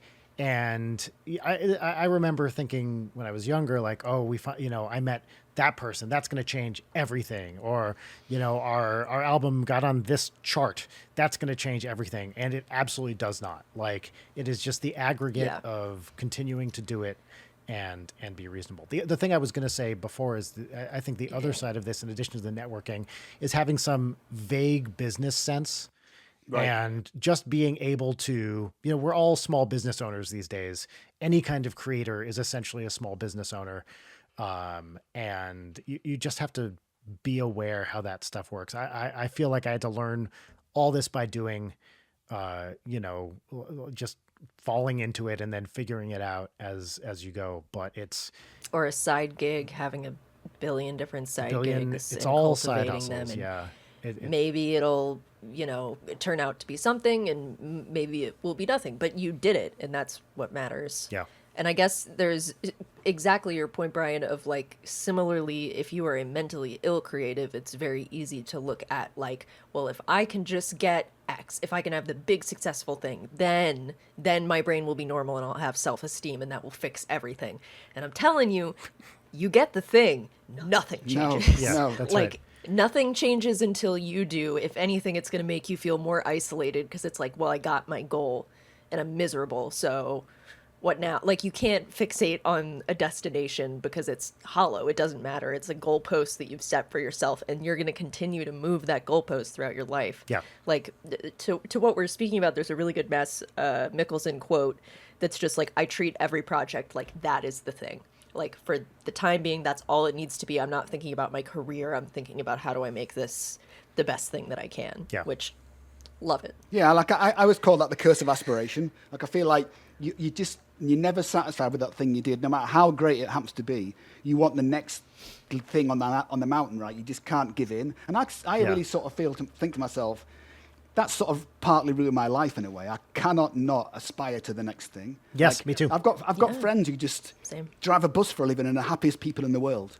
They just drive a bus and they love it, and they go out and get drunk at night and play with their friends and do all the I'm just happy. And I think, look at me, why can't I just be like that? Like, I hate that constant aspiring to be the next great thing, whatever that. And it just bugs me. I think, is my life just going to be that eternal looking for the next great thing to do, I feel that 100%. And to me, a thing that is tied in with that is a sense of legitimacy.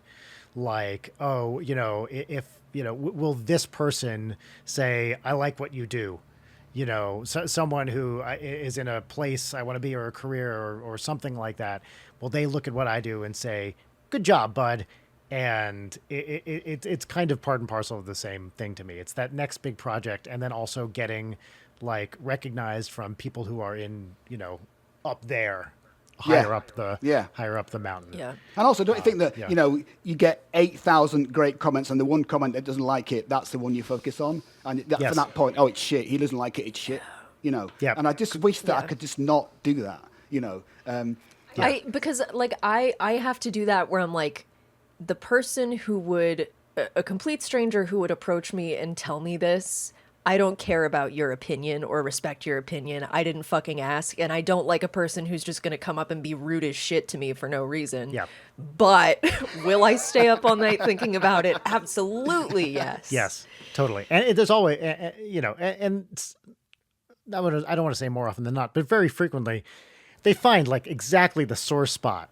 Right. And you're like, oh, it's fuck, that John they Mulaney, like, that. No, that's the thing I'm sensitive about. Yeah. I had literally one of those yesterday, and I was like, oh, no. I know. Don't validate my anxiety, you piece of shit. All right, so let us move on to segments. Our first segment is our pop culture recommendation segment. We get to talk about a book or a movie or piece of music, whatever we like, that's been capturing our attention. And the theme song goes here. What's poppin'? What's poppin'? All right. That's the What's Poppin' theme song. I forgot to say the name of the segment. In true professionalism fashion, true professional fashion, I forgot to call the segment What's Poppin'. That's the name of the segment. Layden, what's poppin'? That was a great intro, Brian. I'm really proud of you. I rehearsed it. That was verbatim what I was reading it. Good. I'm so glad. What's poppin' for me is that last week I had a Hypomanic episode and read a billion books. So I'm just going to rattle off all the books I read because all of them were good. Great.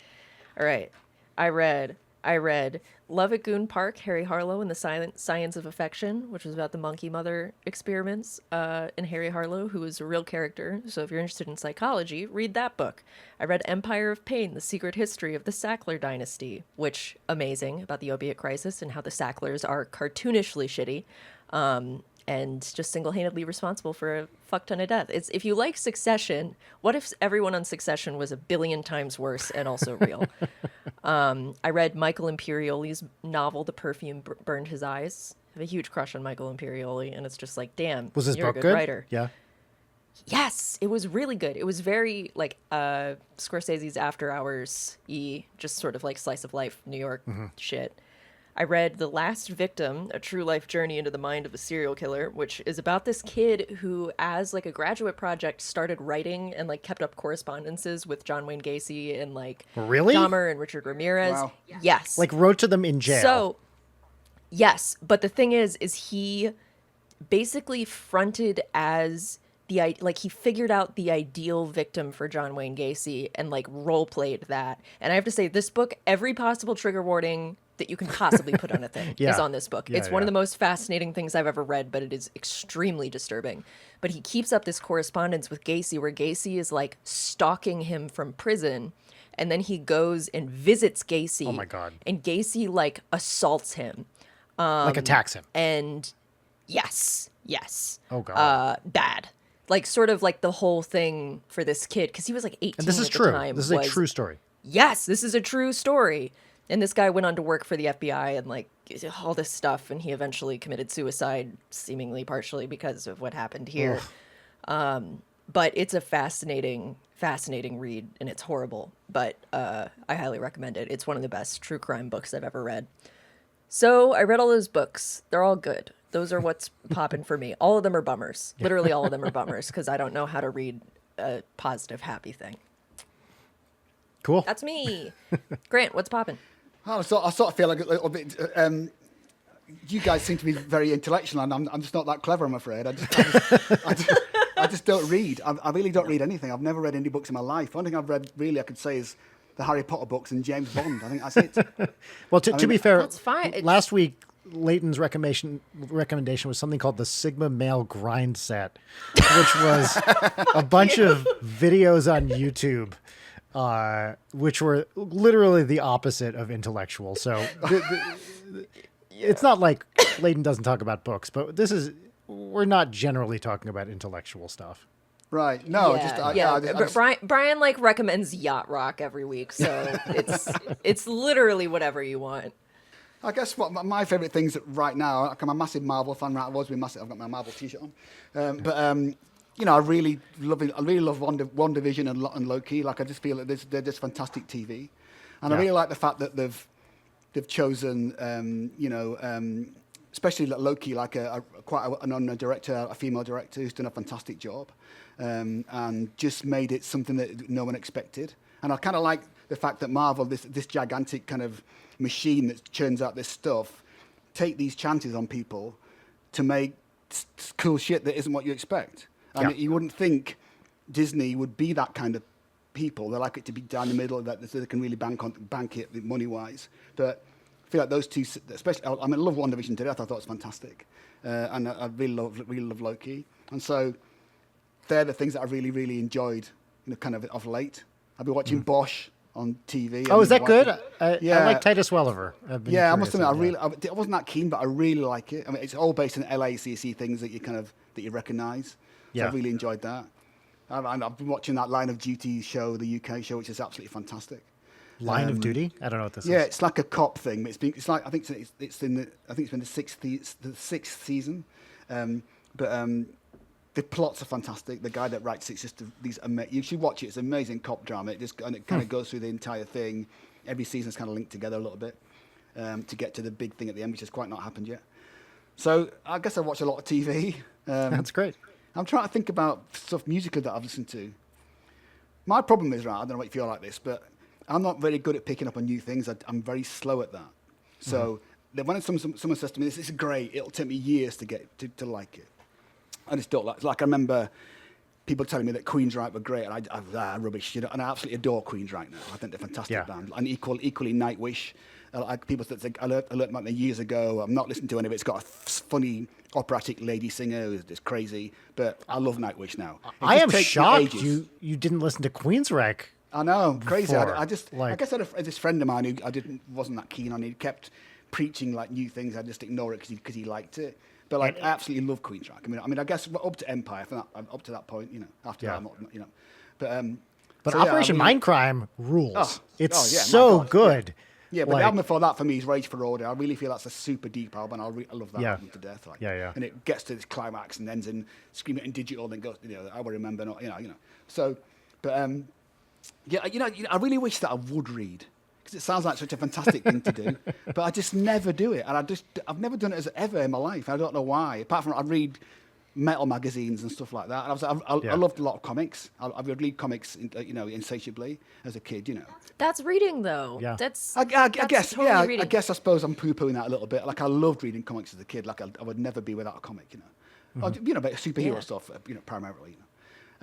So the only way I've been able to get into it, like again, because I was a really voracious reader as a kid, is regularly replacing the social media position on apps with Kindle. So if I go to reflexively open Reddit or whatever, I'll open Kindle and be like, I should probably just read this instead of just losing brain cells.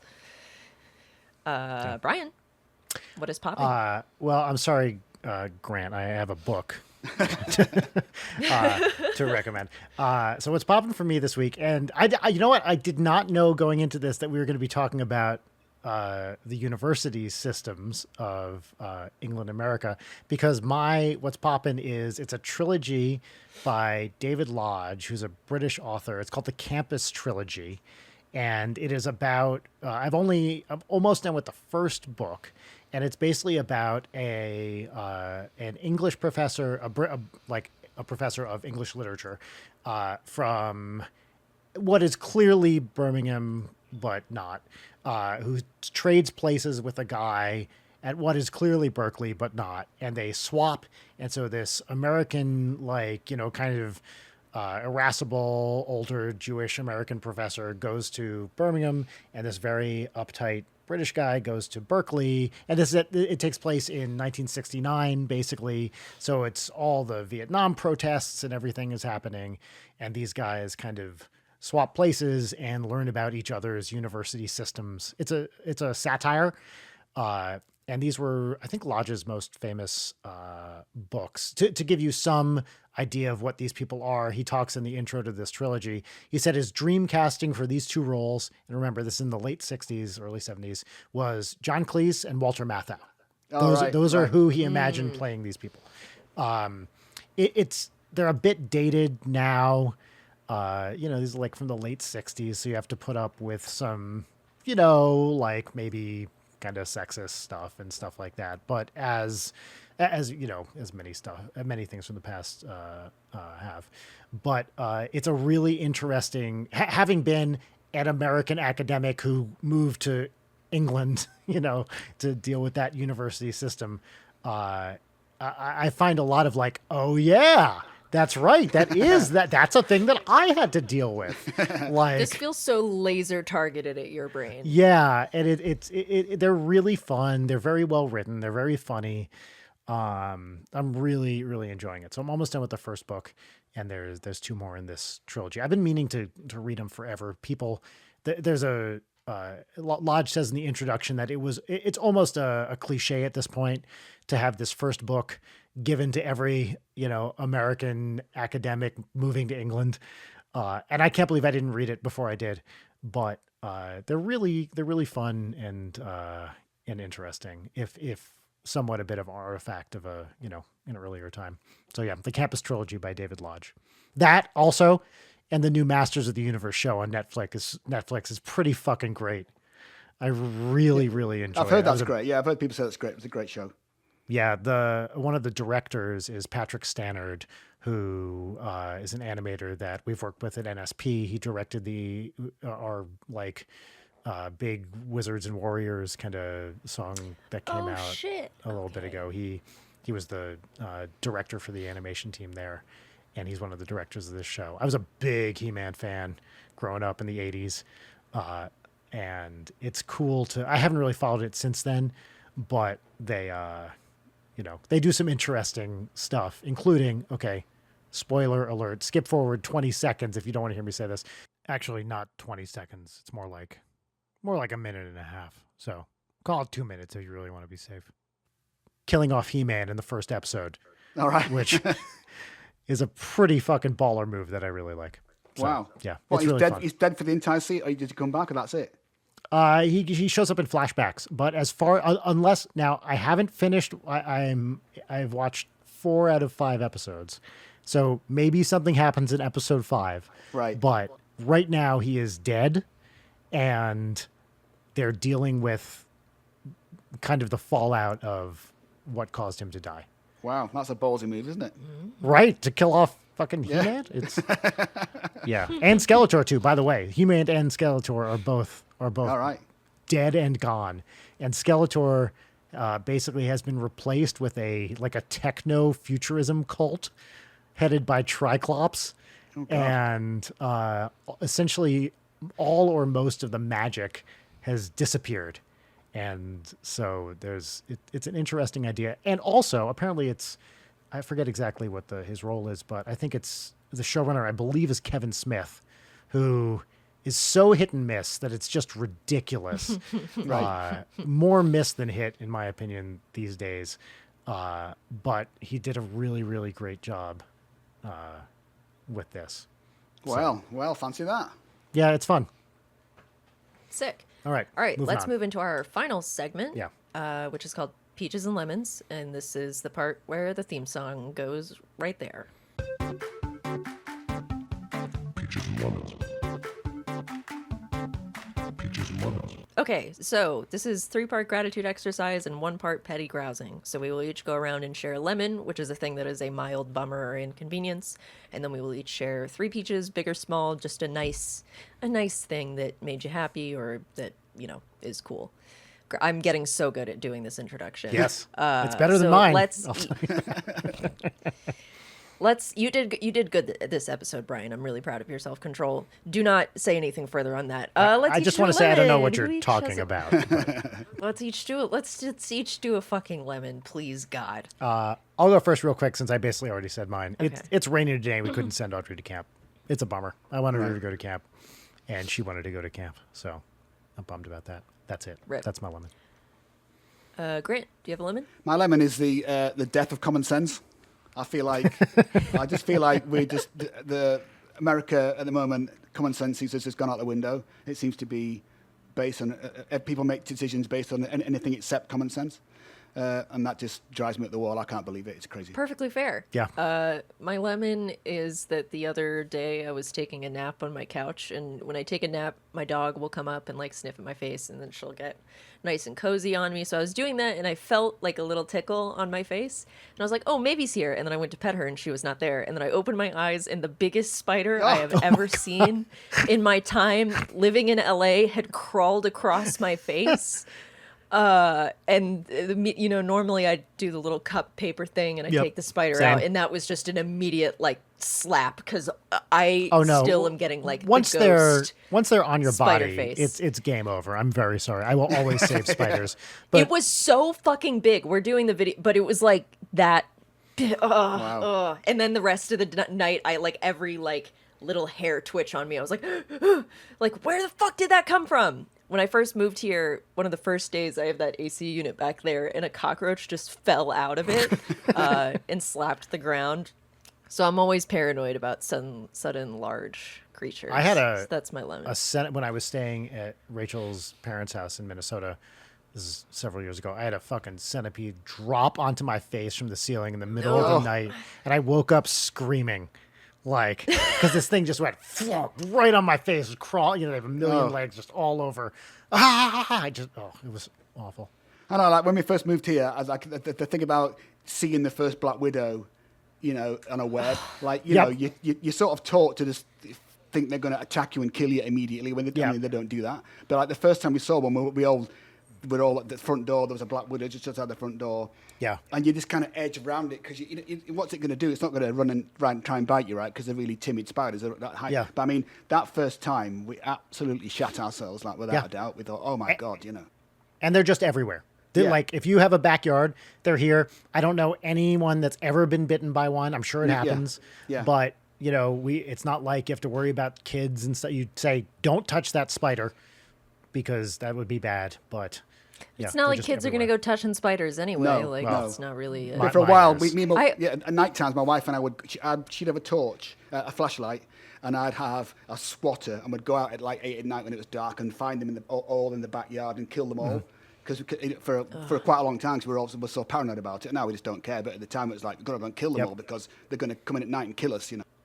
See, I had a neighbor with an actual torch, like a blowtorch, who would go out and fucking blowtorch the Black Widows. Just what the fuck? Like a little acetylene blowtorch. Just, we loved it. This is something that I had thought was a universal experience because I was speaking to somebody about this. Growing up or in your life, have you had to encounter many snakes in the wild? No. So we've had a couple of baby rattlesnakes in the backyard. Really? Yeah.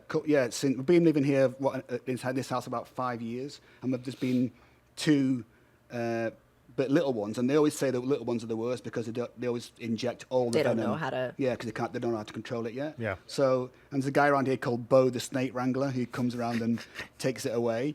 And he's this bald guy. He's a bit. I don't remember a band in the past called Rose Tattoo. You're probably too young, but Rose Tattoo. They were an American rock band, a bit like AC/DC. The guy actually appears in Beyond Thunderdome, Mad Max. He's completely bald. He's got a thing.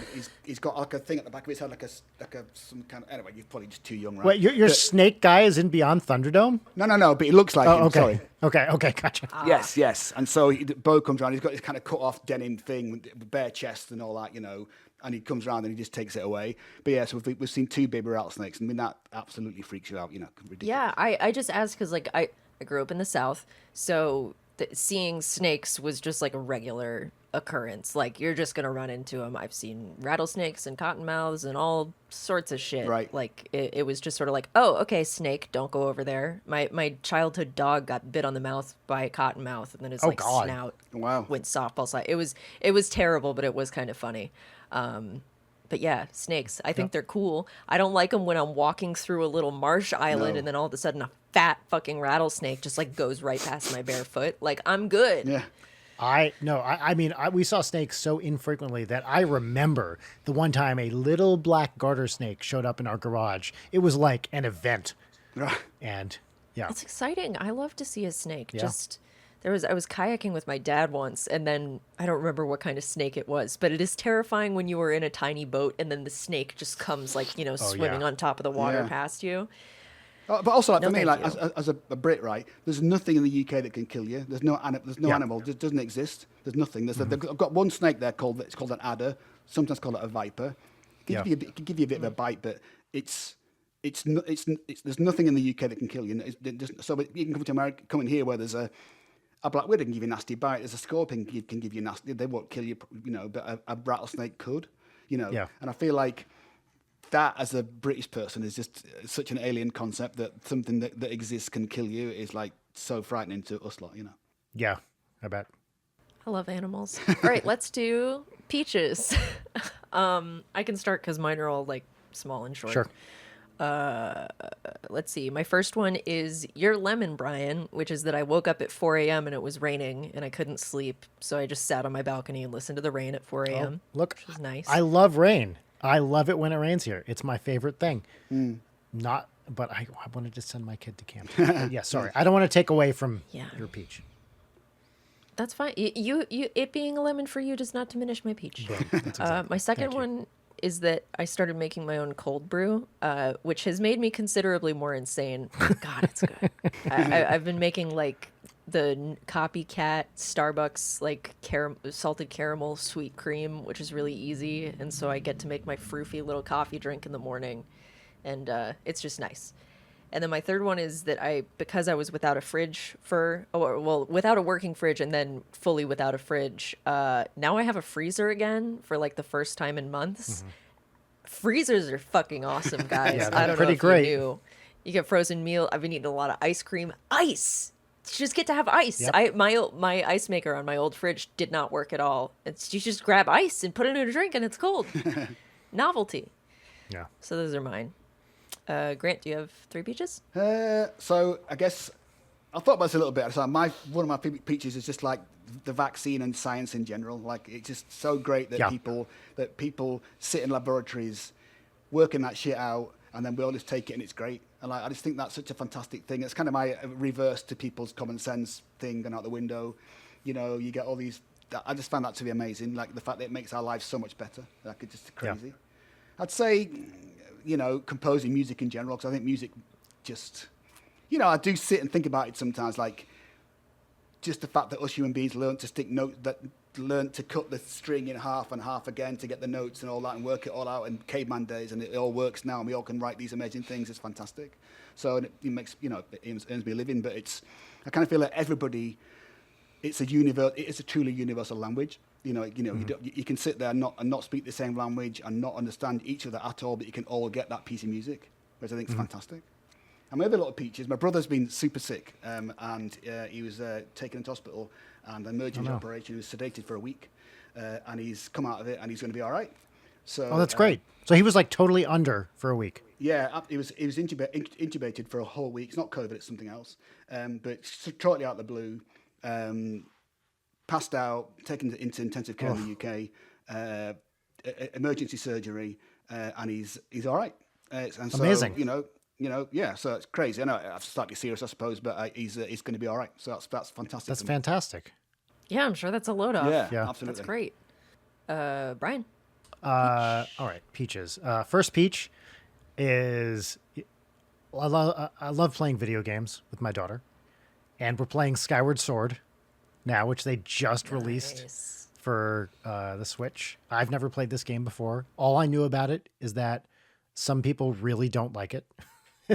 And I love it. I'm having a great time. Is that with the boss with the swirly eyes?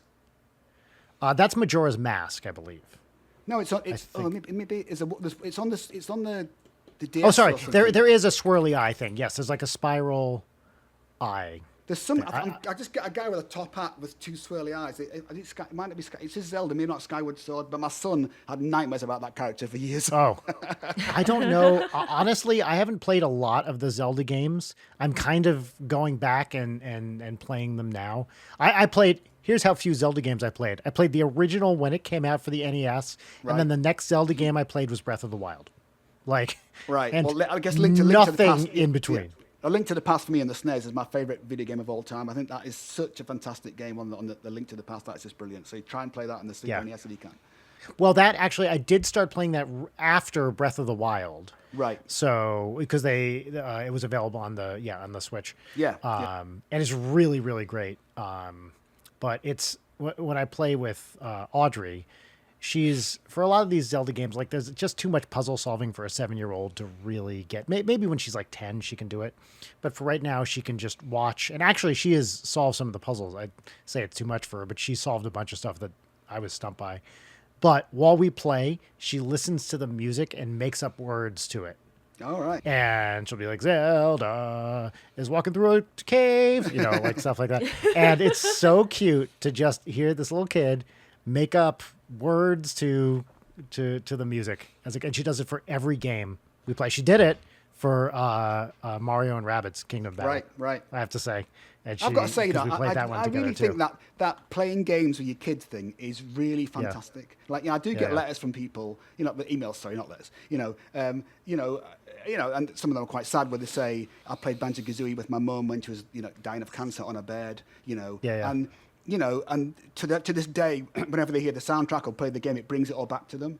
Like, you know, I really feel like that's such a fantastic thing. It's a real reference point to go. I guess in the past you might have read a book together or watched TV together or whatever, but so many, you know, that thing where, you know, I think games are great and they bring people together and, you know, in the best way, you know, and I think she'll always remember that till the day she dies. Like, playing sat with you playing Skyward Sword or whatever it is. I think that's just a brilliant thing. She will. I mean, look, there are probably going to be more Zelda and Mario games forever, essentially, unless, you know, something really unexpected happens. And she will, as an adult, play these games and look back and think, oh, I used to play these games with my dad. I think that's fantastic. I think that's absolutely fantastic. I mean, I love that kind of aspect of it. Yes, and I love these franchises now that stretch back 30, 40 years, which now we can with games because, you know, that's how old they are. And that it's just lovely to enjoy something with your kid that you enjoyed when you were a kid. It's no matter what it is. Yeah. Second peach is we went to Palm Springs for a week in the middle of summer, and it was really hot, but we had a great time. We just stood in the pool for 12 hours a day. Awesome. I know. We've Palm Springs a couple of times, and like you just literally just stand in the pool for the entire time, don't you? Yep. It's so hot. It's crazy. That's it. It was. We got out there. It was 118 when we got out there. Oh God. Which is just you walk out of the car and you're like, oh. And you're mad. You get outside and you're like, I hate this. I'm mad, angry. I don't want to be here. And then you get in some air conditioning and you just hang out in the pool. It's the same at night time. It's the same temperature out practically. It's just about this. Never goes down with it, is it? It's the same at night. Super humid, you know. It's like 90 at night or something. Yeah. It's like, it's not effectively cooler. No. I remember the first time we went out there in the summer, I was like, oh, it's a desert in summer. It'll be like 40 degrees. No, it's like 120 during the day and like 90 at night. I remember that the first time we went out there in the summer, I brought like a sweater and I felt like a grade A moron when it got to be that first night. And I was like, no, it's actually still way too hot. Yeah. Let's see, my final peach. We found a very, very nice farm box that is in our neighborhood, and it's the greatest farm box I've ever. I feel like I might have talked about this on the show. We got cantaloupes, we got a grape, we got like thing of grapes, we got an eggplant.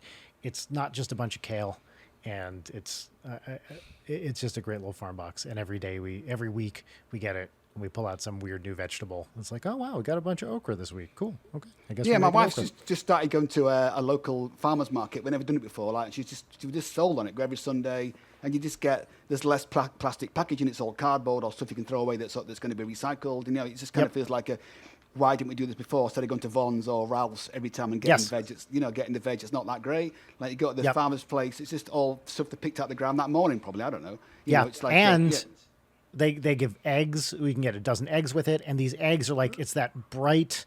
Right. But honestly, British eggs were better than American eggs by a long shot. Oh my God, so much better. These eggs are more like British eggs. They got those really deep yellow orange yolks. Right. And it's just, they're great. The thing that we find most of the difference about the bread in America is so different to the bread in the UK. Yes, like, absolutely. In the UK, it's you sweeter, get right? good old sort of plain bread. No sugar in it. Like here, it's just loaded with sugar. It's loaded with loads of crap. It's terrible. It's such a difference from American bread to the UK. We just don't understand it. It's so you can't just get a bit of plain tasting bread that doesn't taste sweet because it's got something in it. It's the oddest thing.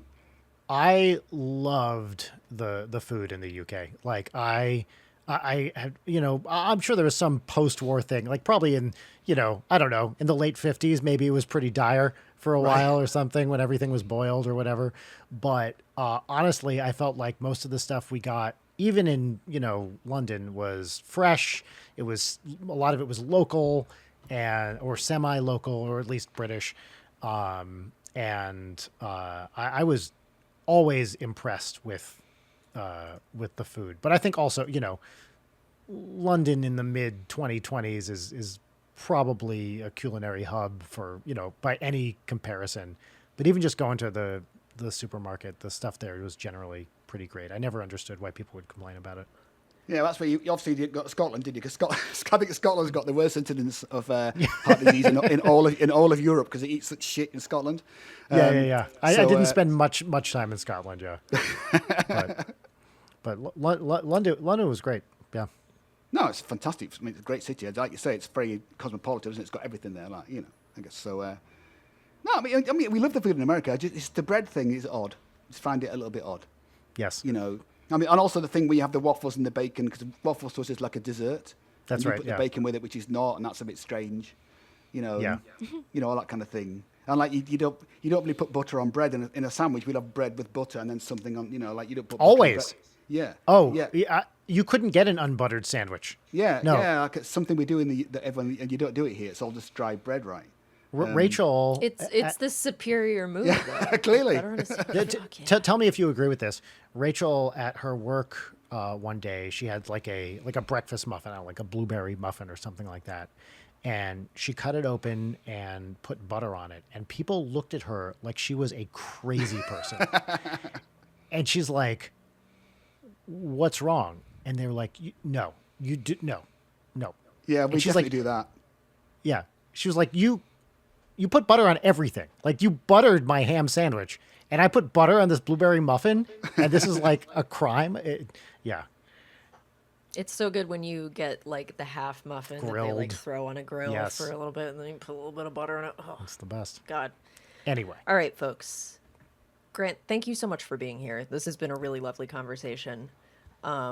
Is there where can people find you, or is there anything in particular you want to plug? Well, I'm on most things, you know, but I guess Twitter's my main spot where you can find me. I've got an Instagram account, but I think Instagram's for the youngsters, and I'm probably just a bit too old for the youngsters. So most of my people that follow me are on Twitter, at Grant Kirkhope. And I can't really talk about anything I'm working on, because, you know, I'm working on Mario plus Rabbids Sparks of Hope, which is the new Mario game. I'm working on some other stuff, but you can't, as a video game, you can never mention it, so I can't talk about it. But I've actually got 3 indie movies coming out this year, which is bizarre. So I've got Great. Yeah, I've got one called Shadows, which will be out soon. One called The Handler, which will be out a bit later. One called Bring Back GoldenEye, which is a kind of British comedy about a fictitious GoldenEye tournament. Nice. And so, the 2 indie movies are Shadows and Handler by a director called Michael Matteo Rossi, who's a kind of up-and-coming guy in LA right now. So I'm super happy to do those. So, so that's all I can talk about really right now. But all I can say is thank you for asking me to come and have a chat. It's been great fun. Yeah, I also realized that we didn't introduce you at all. Well, hello, I'm Grant Kirkhope. As standard for this show, this is not the first time we've gotten to literally the sign off without having introduced someone. I'm just some random bloke. That's all right. Well, yeah, man. Thank you so much for taking the time. It was really great to talk to you. It was a lot of fun. No, brilliant. Thanks for asking me. It's been, as I say, it's been great fun. Folks back home, I hope you enjoyed this one. As always, hope you're vibing, thriving, and surviving. And there are no other catchphrases for the end of this show. Everyone, be well. Goodbye. That's the end of the podcast. Bye. Leighton Night is produced by Brian Wecht, Leighton Gray, and Jarek Centeno. Follow us on Twitter at Leighton Night, on Instagram at Leighton_Night, or email us at leightonnight@gmail.com.